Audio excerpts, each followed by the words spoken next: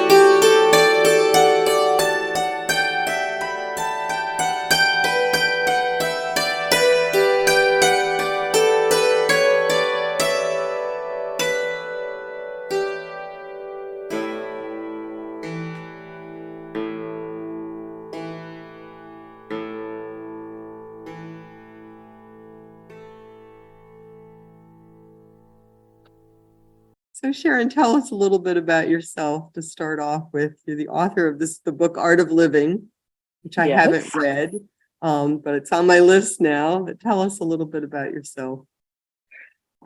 Well, I've just always been amazed that we exist. And that amazement has informed what I've done with my professional life, mostly. I write and I speak about a variety of what you might call spiritual topics.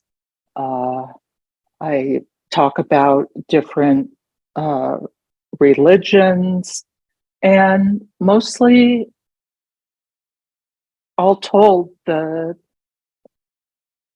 desire to make our lives meaningful right here and right now, and not to postpone that. So I do these two seemingly disparate things, which is, on the one hand, my language is words. And then on the other side, I'm a performing musician and composer on this kind of a supersized Hammer dulcimer. I call it a hammer dulcimer just to keep conversations easy, but it's actually an instrument that was made for me uniquely based on the hammer dulcimer, but I wanted a much wider range and some other things. So I would, so meaning is a key word, as is, I don't know how else to say it, but holiness. I've got a thing about holiness. No expertise, mind you, but I live the questions that surround the idea of how we might be more accessible to the holy, how we might be instruments ourselves of the holy. I guess I'll leave it at that. Well, I mean, we certainly, as your book acknowledges, we live in a world where in some ways that's increasingly difficult. For one thing, because of the busyness of the workday, the busyness of family life nowadays. Everybody's busy. And so your book, it sort of invites us to find ways in which to slow down, or at least take moments during our day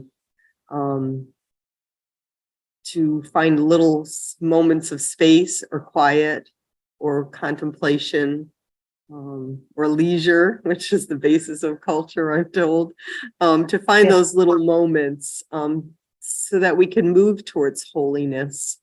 You know, you use the word holiness, which isn't a term, or sanctity, you know, becoming a saint, finding moments of holiness, even that's just not a word that's common in our culture today.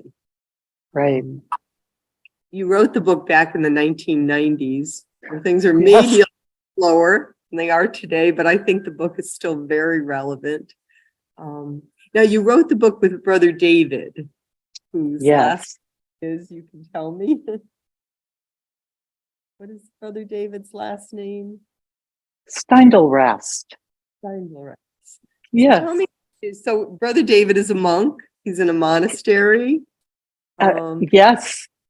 He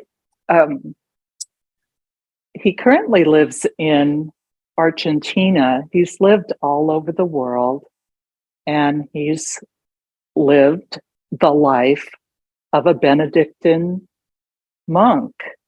And many people know Brother David for his insistent message across the decades about the power of gratitude, gratefulness. Now, we hear that word gratitude, we hear the word gratefulness in a lot of wellness spaces these days, for journaling and so forth. But which is all well and good. But Brother David, I urge people to watch videos of some of his talks and to read some of his other books, because he transmits a living sense of what it is to face our moments and all our situations, whether they're congenial or adverse, with the equanimity that is born of gratitude.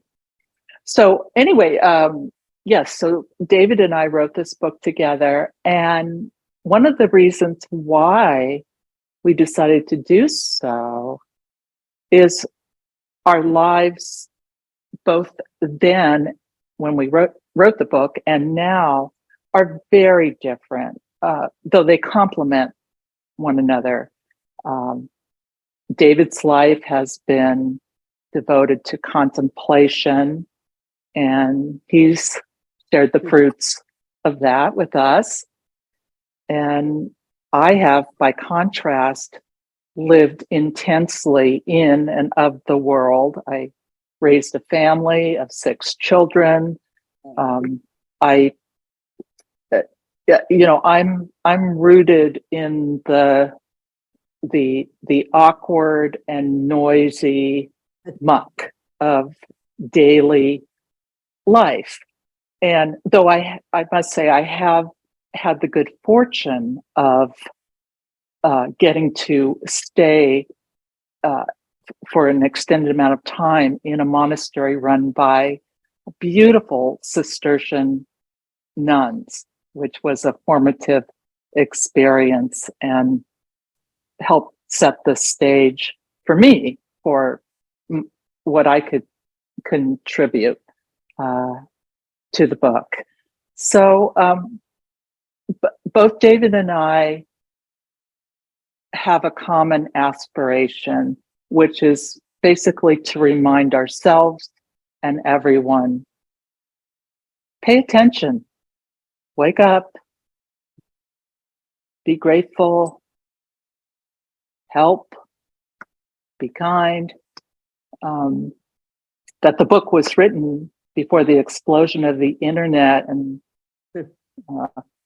so many human innovations. I think the book reminds us that we don't live in artifice, where we really are most connected to God, to spirit, when we withdraw from external forces trying to distract us, and then return to them more centered and ready to respond with clarity and an unguarded heart. I think, often, gratitude comes easily to us when something good comes our way. To have gratitude as a way of life, as just a general all pervasive sort of attitude is the harder thing. When things don't go our way, when things are difficult or painful, to maintain that attitude of gratitude, that life, that it's an all pervasive thing. So that the joy doesn't leave you. Like you mentioned in the book, sometimes we're happy and sometimes we're sad. But that joy and gratitude can remain, even when those things fluctuate. Right. What you just said put me in mind of perhaps our listening audience will know about the legendary TV producer, Norman Lear. He brought us a lot of situation comedies throughout the 70s, 80s, 90s, and the 2000s. He's a master. And in his personal life, he's now pushing 100 years old. In his personal life, like anybody, he experienced good fortune. He experienced reversals of fortune. He experienced love. He experienced grief. He experienced searing loss and tragedy, the gamut. And I was reading his memoir a few years ago, and I remember that what he says in relation to whatever is happening is, even this I get to experience. Even this I get to experience. And I think that's another way of talking about this posture of gratefulness for just simply having a front row seat to life itself in all of its expressions. Life, it is amazing. It is amazing, especially when you reach a point where you look back and go, wow, that was awesome. that was horrible, but that was awesome. Well, that was horrible. And you realize Exactly. You're right. It toggles. roller coaster, relatively intact, and that you're just grateful for the whole ride, even the Yes. parts that were terrifying. Yes. I have a sort of saying. I say, give thanks to the fleas.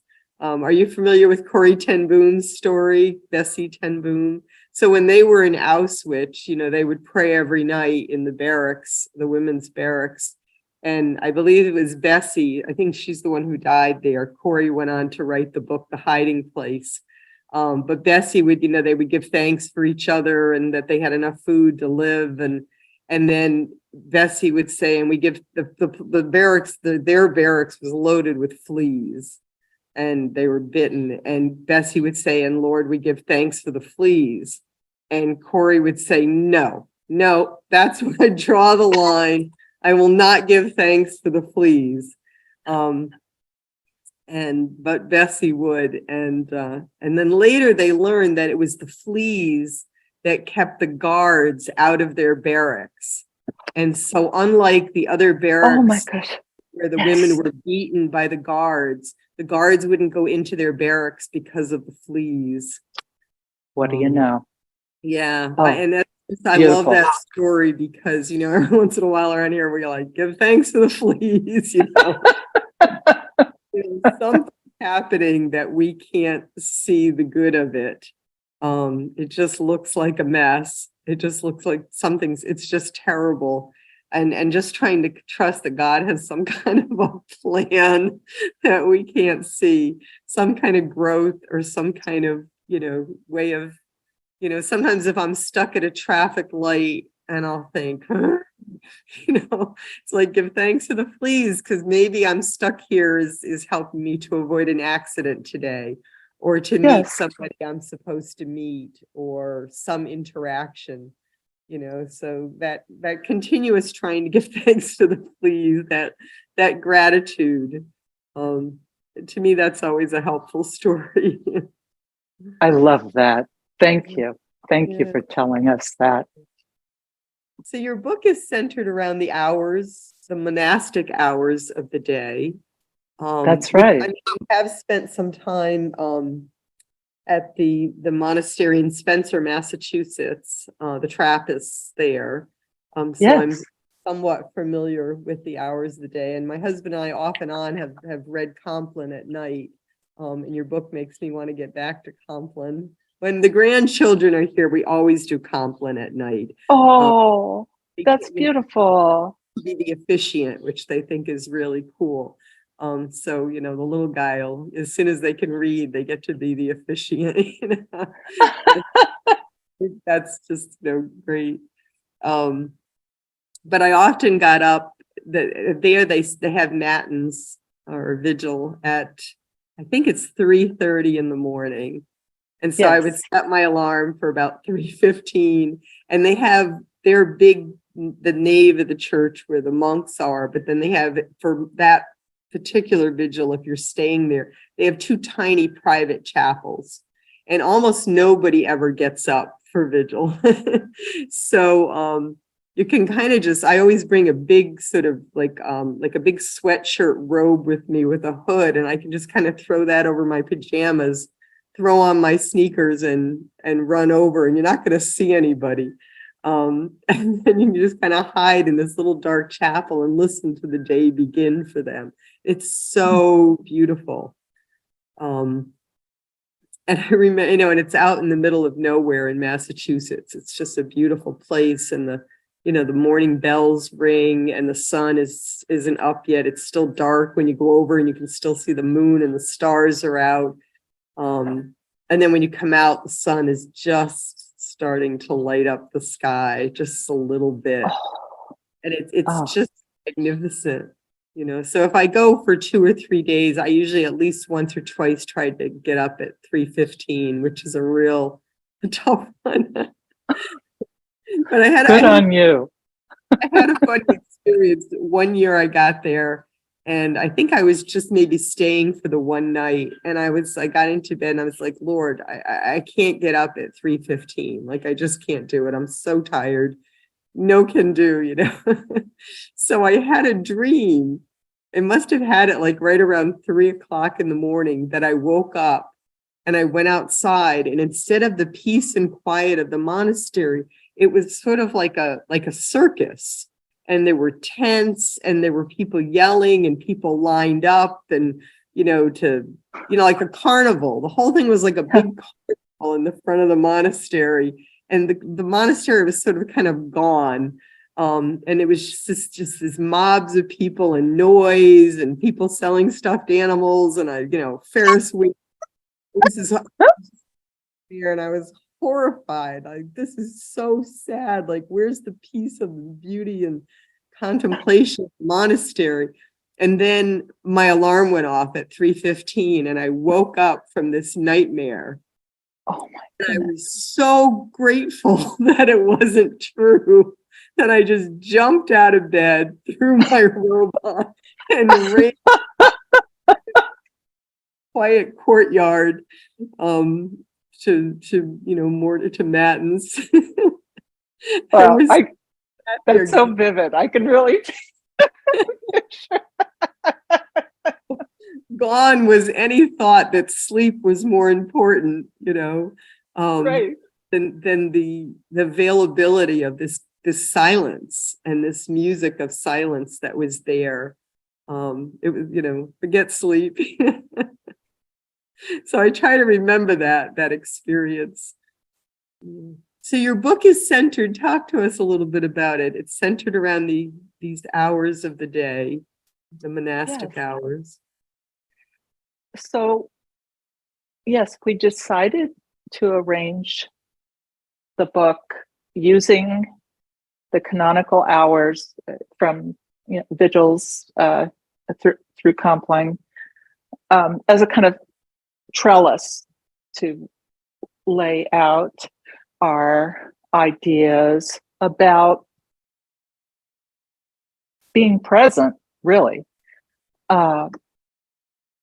Because what we wanted to draw attention to is the notion of experiencing time not as a vector going in two directions, segmented into hours or minutes or seconds, but to realize that at any given moment of the day,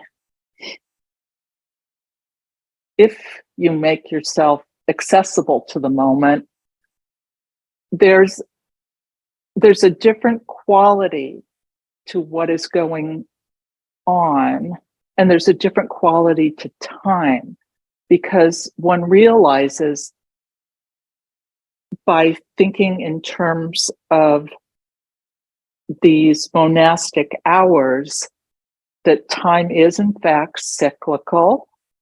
It's such a comfort to each day come back at the same time of day, not time by a watch, but time kind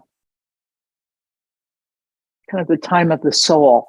I don't know how else to say it. And to realize that time is as deep as it is wide, that it extends. We use as humans, we use these analogies to try to understand something, and in a way, I feel like I'm not doing time justice by just putting it on a two axes, X and Y. But there's a fullness to time, and this is not esoteric.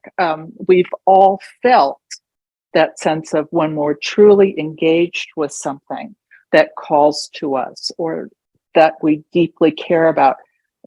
We all know the expression, I forgot about the time, that it just, the time stopped, all those expressions.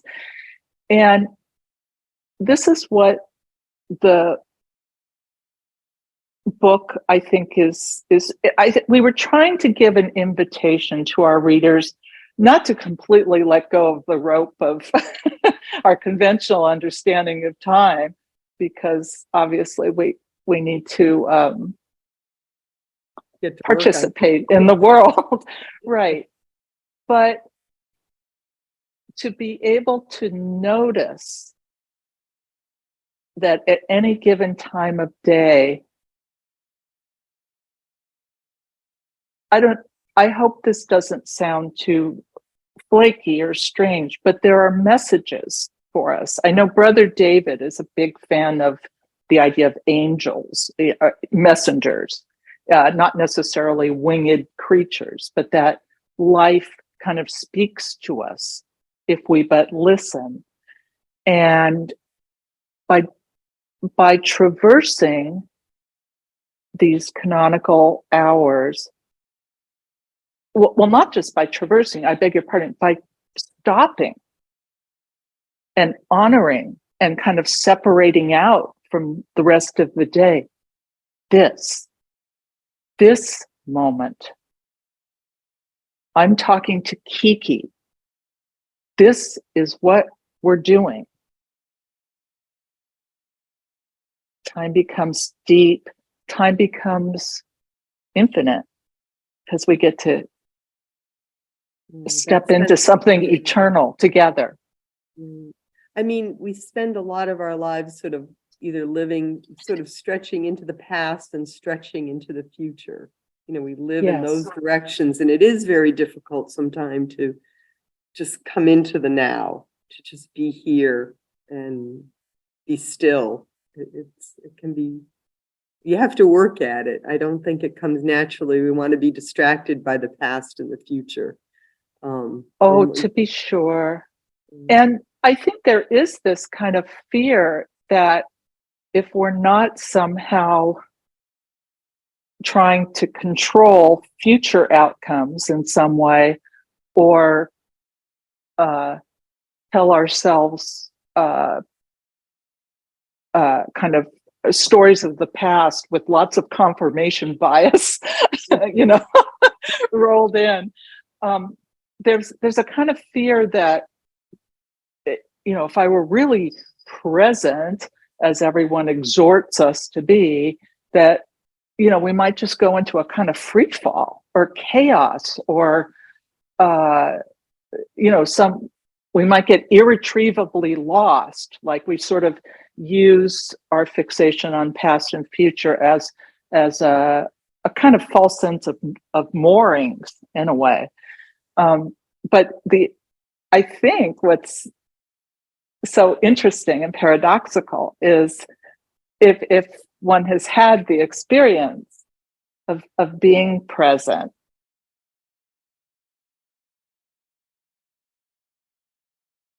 everything is just fine. We're safe, and we're also fully equipped to address the next moment with dignity, grace, and style, because we're not operating from living in a kind of self-protected husk, telling ourselves scary stories. I mean, we do expend a lot of our energy, like you say, either fixing or regretting or thinking about the past, planning the future, whether it be an hour from now or next week or next year. So that's a lot of energy put out that we lose for the given moment. Yeah. The angels throughout the book are beautiful. I guess they're Fra Angelica's angels. Yes. They're beautiful. I had heard somewhere, and I often think about it, that in Genesis, when it says, when God created the first day, evening came and morning came. And somewhere along the line, I read that those are the angels, that evening and morning are angels. That's a beautiful idea. I wondered if you had ever heard that. That those I'm are not sure I have, but it makes perfect sense, because the morning and the evening are presences. Right. And they Yeah. hadn't been, the sun hadn't been created yet. And the day and night wasn't there yet, but evening came and morning came. And evening came and morning comes each time after something's created. Yes. And I can't remember who it was that said those are angels. So now I always think of them as the angels. Well, thank you. I want to keep that in my pocket too. So the music of silence. I teach a course on silence. At least You before the do? pandemic. Well, I did before the pandemic. I haven't gotten back to it. I'm hoping to teach it again. And I always joke, it's a 6-week course where I talk incessantly about silence. And the importance of silence. And for quite a while, before the pandemic, I was taking a day of silence each week. The book has kind of inspired me to try to find a way to get back to that. For the last 3.5, 4 years, I was taking care of an elderly woman daily. So I had to either be on the phone with her or see her on a daily basis. So that meant that I couldn't do silence for a whole day. She needed me, but she's passed now. And so I don't have that excuse anymore. That day of silence was really beneficial, to just not speak for the day. There was something important, I'd give my husband a note or he would write me a note. I told him, you can speak, I just can't speak. But he would sort of go into silence as well. So that was kind of nice. Wow. So there would be no phone calls, no chatting, no anything. It was really good. It was beautiful. It does help bring you into the now. Yes. Yes. And so there were so many things in your book that I love you. I know you brought up the line somewhere, T.S. Eliot's line, humankind cannot bear very much reality. Yeah. And that's one of my favorite things that that helps us to sort of understand the now, because it does help. At least for me, that line has always helped bring me into silence. The music, maybe explain a little bit to our readers this concept of the music of silence. Yes.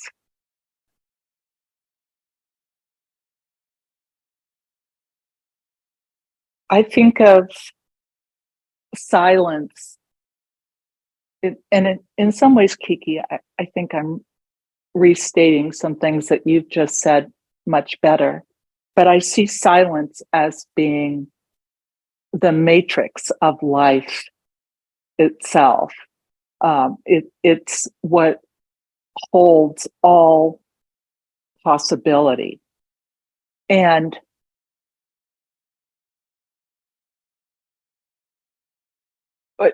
it holds the possibility for beauty, for harmony, for steadfastness, for clear seeing. And that all of those qualities are a kind of music themselves. And in some ways, now I'm speaking as a musician, those qualities can, I think, be expressed more directly or eloquently sometimes through, I shouldn't say more than, because poetry is very eloquent as well. But there's something about music that can take us directly to the essence of something, because it takes us to a pre-verbal but no less real place. And then, of course, there's that, just the idea that it is inside, we have to have silence in order to hear the music of the world. Music itself, life itself, is a series of alternations between expressiveness and that quiet matrix of possibility. Mm. You talk about both with words and with notes that, between each word is silence, between each Yes, note is silence. I mean, if you think of the whole world, I mean, we're just floating in this sea of silence. Um, yes. but I think a lot of people think silence is sort of an empty thing, where it's actually quite thick and and full. There's a fullness to silence. When you I first think get there, it's big and scary and empty, but then you start to realize it's like, a Thomas's English muffin. It's got nooks and crannies, and you think it's just, you know, um, a flat thing, but it's not.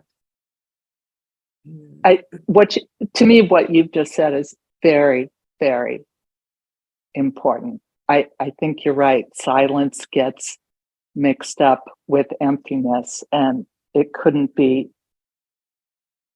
It's a. It's not. It's not. Yeah. I think one thing that silence does is it can refresh in us the idea of doing one thing fully at a time, of caretaking this moment and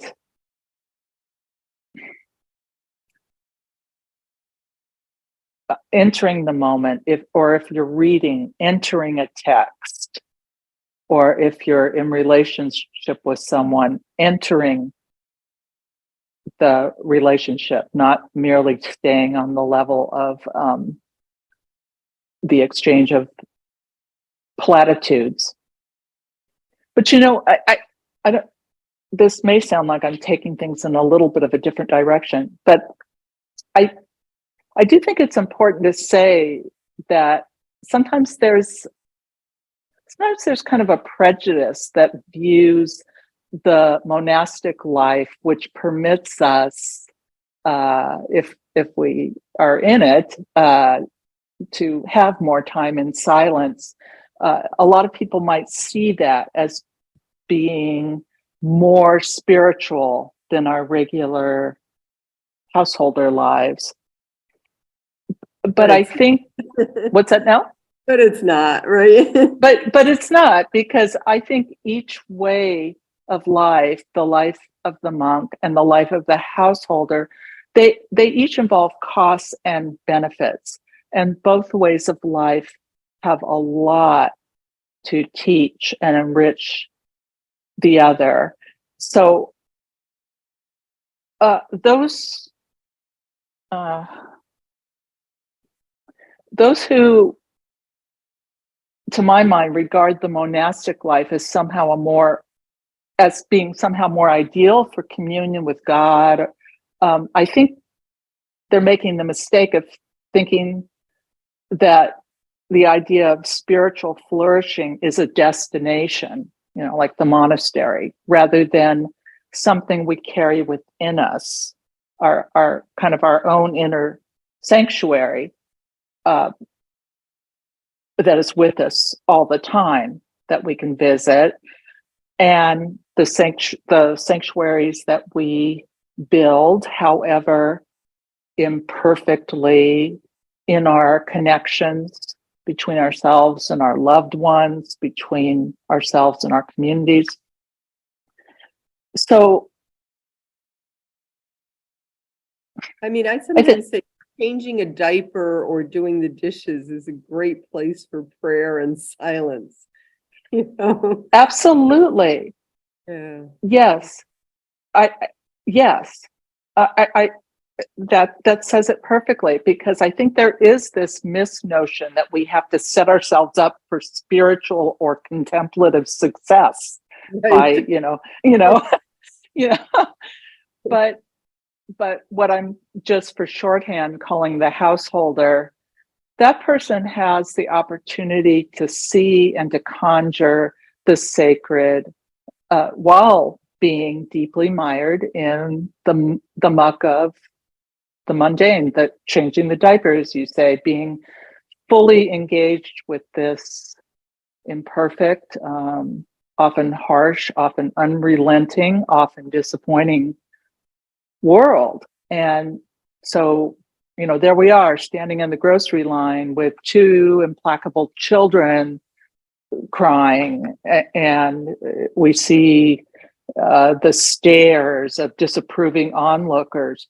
But I think that's where the sacred and the holy live. I think that's the opportunity for holiness. I think that's where we're tested, in those kind of spaces, and where we get to, when we're changing that diaper, we get to exert ourselves in love and in patience and in temperance and in being vessels for the good and for the kind and for the possible.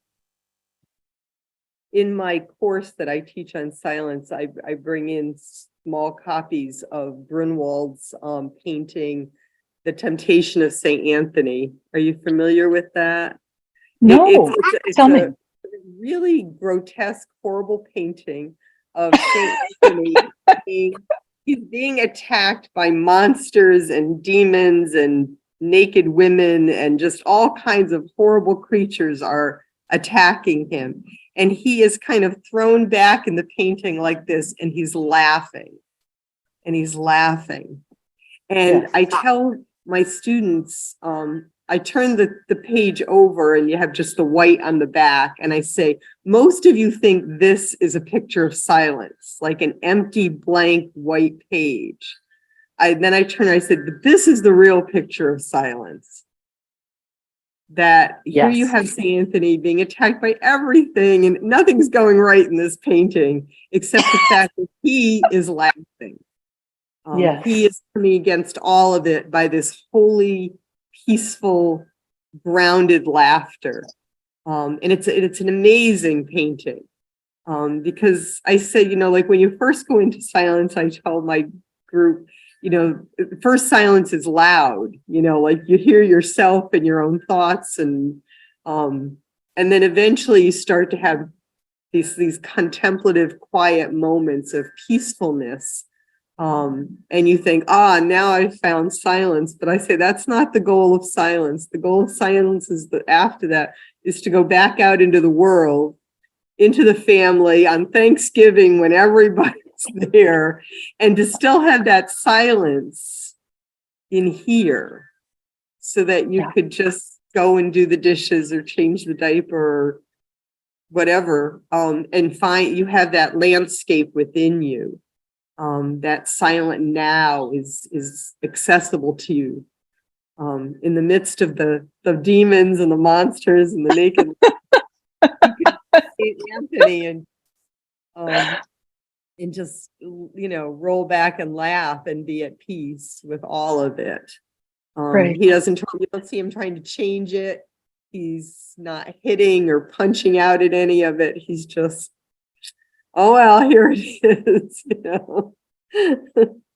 And this elderly woman that I took care of for the last 4 years, she had gone blind, and she had a lot of mental illness to begin with, and she was a real character, very eccentric person. And one of my last outings with her was to her eye doctor.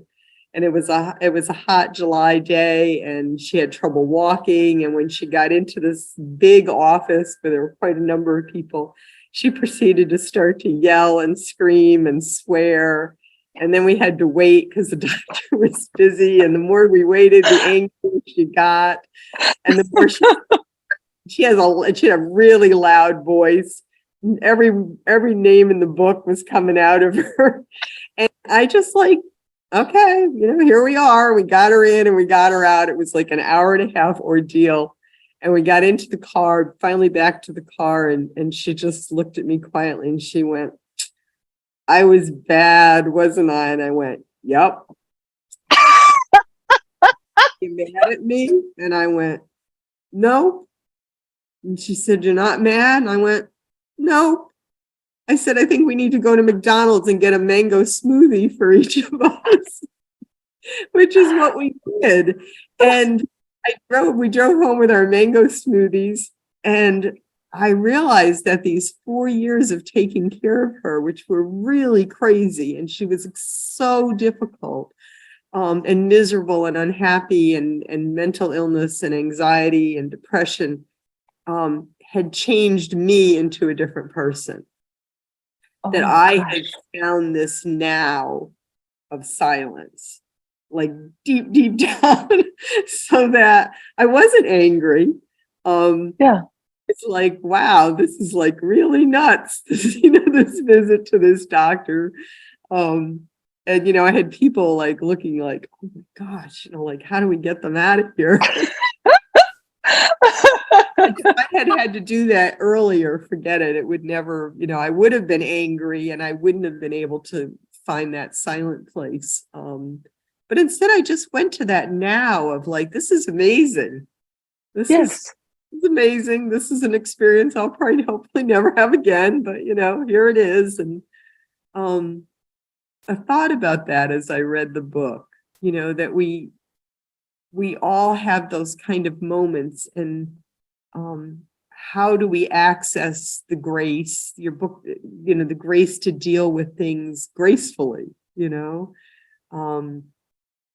and your book gives us little hour by hour means to do that, which is really a beautiful thing. Yeah. I'm glad you think so. We wanted it to be simple, not simplistic, but simple and accessible. I think it really is. I think it's needed now more than ever.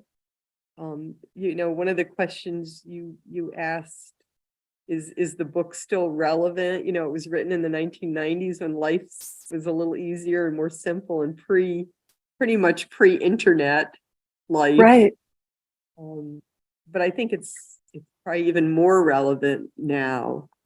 And I mean, there are things on the internet available to us now that can, bring the music, the chants that you mentioned, can bring the hours of the day to us. I mean, I have an app on my Laudate, which has all of the, the hours of the day and right on it. So so even though the technology has all of its faults, it also has all the good stuff. Oh, to be sure. To be sure. Yes. That's lovely. How did you meet Brother David? I honestly don't remember, say, the moment or proximate circumstance where we were introduced, but he was, I think he was just friends of some friends of mine. Yeah. Yeah. It might have been at perhaps like a multicultural religion conference, something like that. I used to frequent those kind of things back in the day. Yeah. So are you working on anything now at the moment? What's coming? What's up next? I mean, I wish I had living, but maybe we'll do another interview at some point. I'd love that. I'm really enjoying speaking with you, Kiki. I'm doing a lot of things now. The newest thing, and it's interesting, speaking of technology, which is, it's very easy to see its faults and its dangers and its shortfalls. But I've been doing something experimental with two other co-founders. We started an online, non-sectarian, international group of open to anybody who want to discuss the big questions in life. And it's called The Walled Garden, thewalledgarden.com. And it's everyone's welcome. We have all kinds of people who come and teach online, and I do presentations. I guess you call them meetups. I'm not that facile with the nomenclature of the internet. But what we wanted to do, it started, as so many things have, during COVID, when we were also isolated from one another. And we wanted to create a forum where people could talk about loneliness, or they could, it's not therapeutic. That's not the purpose of it. It's just for anyone who is trying to live a life of virtue, trying to, kind of liberate the best part of themselves. I suppose you'd just say that its main spirit is humanistic, but we've had people from all religions, people from we have scientists, we have all kinds of people. So anyway, thewalledgarden.com. I will definitely come see us. I will. Yeah. I will. And I assume your books are available on Amazon. Oh yes, and in bookstores. A silence book that I've fallen in love with, and highly recommend it. Everybody in my family will get one for Christmas, so or sooner, because I'm just excited to share it with a number of people. It's really beautiful, and I thank you and please, send my love to Brother David and my gratitude. Will do. Of course. One last thing I thought I would mention is the book I'm actually most known for, which has also been around for quite a few decades. It's called The Art of Living. And it's meant to be a modern, accessible summary of the teachings of the spiritual teachings of the Stoic philosopher Epictetus, who actually taught Marcus Aurelius and The Art of Living. Well, that's on the list. Yeah. So we'll end with the music of music, your dulcimer. 106 strings, all wanting to go out of tune.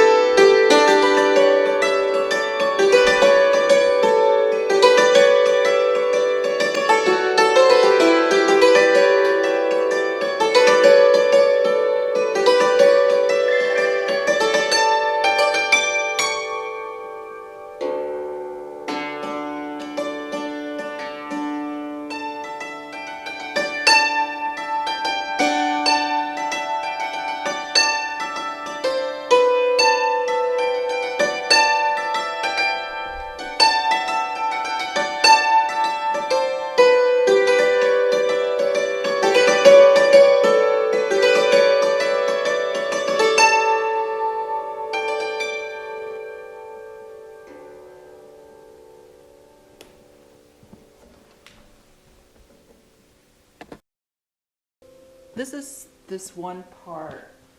It should go.